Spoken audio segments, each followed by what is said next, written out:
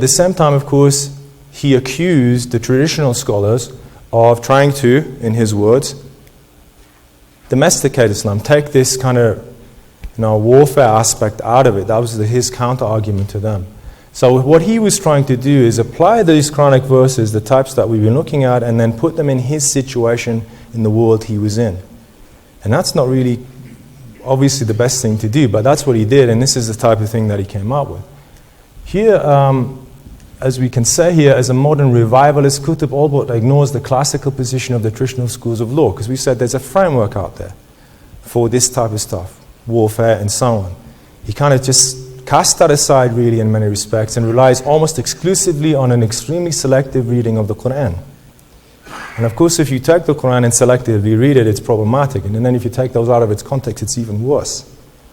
So here, based on his reading of the following verse, he insists that waging war or waging jihad against the people of the book, particularly Jews and Christians, is a permanent communal obligation upon Muslims. So he took this verse and he applied it to what he understood. So the verse says, "Fight those who do not believe in God and the last day, and do not forbid that which God and his messenger have forbidden. And do not practice proper religion among those who were given the book until they pay their poll tax and are subdued." Now here, obviously, first of all, that isn't, just reading it even in English, it's not a universal verse. Yeah, there are no kind of generic things that we could kind of pick up here. Secondly, the other thing that Dr. Jackson points out, Professor Jackson rather, he says that, this is in Surah 9. Qutub argues that this was the last thing revealed, or this was the last part of the Quran that was revealed. In other words, this is the final say on how we deal with Jews and Christians. Where in actual fact, most Muslim scholars would say that the relationships between Jews and Christians are elaborated last in chapter 5, not in chapter 9. And history is proven to us by, observation more than anything else, that Jews and Christians and Muslims have lived together fine for years and centuries and so on. Yeah, there's a little hiccup in Jerusalem back in the Crusader times, but if you were to go and look at the period of Muslim Spain that I mentioned the other day, there were Jews and Muslims and Christians and so on, all living together, working on these amazing texts and translations and so on. So here, he's really not only misinterpreted the verse, but took it out of its context, is really the argument that's being put forward here. So of course, when you do that, you will come up with a problem. And it's no surprise that, we've got a group of people now who refer to themselves as Jihadies. People who think that they need to solve their problems through jihad. Okay?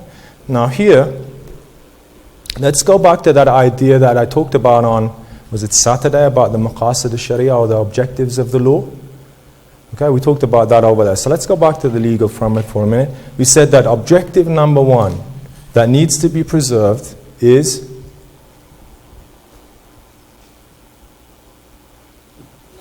life, right? Isn't that what we said? Life is number one. And it's not Muslim life, it's all life. All life needs to be treated as if it's sacred, because God created everyone, whether they believe in Him or not. That's a kind of separate issue. But life is a sacred thing. It's part of, of that humanity in reality. Okay, so that's number one. We already know that the primary objective of the Islamic law is to preserve life. Then we must understand, therefore, if you're permitted to fight, it's really your last option. Because in battle, by necessity, people lose their lives. By necessity. It's just the way it is. And when you've got an objective which is number one, is preservation of life, you must understand that fighting is the zero option, really, when you've got no other thing left in your kind of itinerary of things that you can pull out. Equally, now let's say the argument is that the objective of every Muslim is to please God. Okay? Now you can please God in a million ways.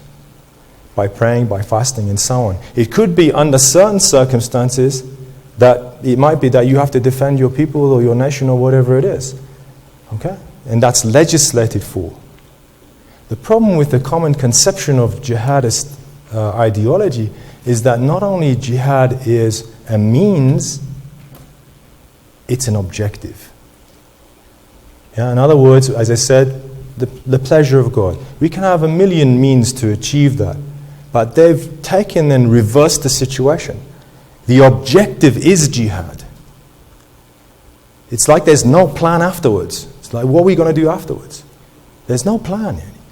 Look at ISIS now. It's just a disaster. So here, the whole idea of jihad, even in its classical formulation, has been reversed, taken out of context, and promoted in a very, very peculiar way. Now, on the counter side of that, you have to put in there that when the people take such drastic action or adopt such drastic ideas, is when there is poverty and depression and disequity or lack of equity and injustice, as they perceive it at the very least. Okay? And those issues are not being addressed. And if we look in the world today, there are many places in the world today where that is the case, unfortunately. And their solution to this is go fight and blow stuff up and things like that. When actually that isn't the solution, but that's the one they've come up with, rightly or wrongly, of course wrongly in many respects.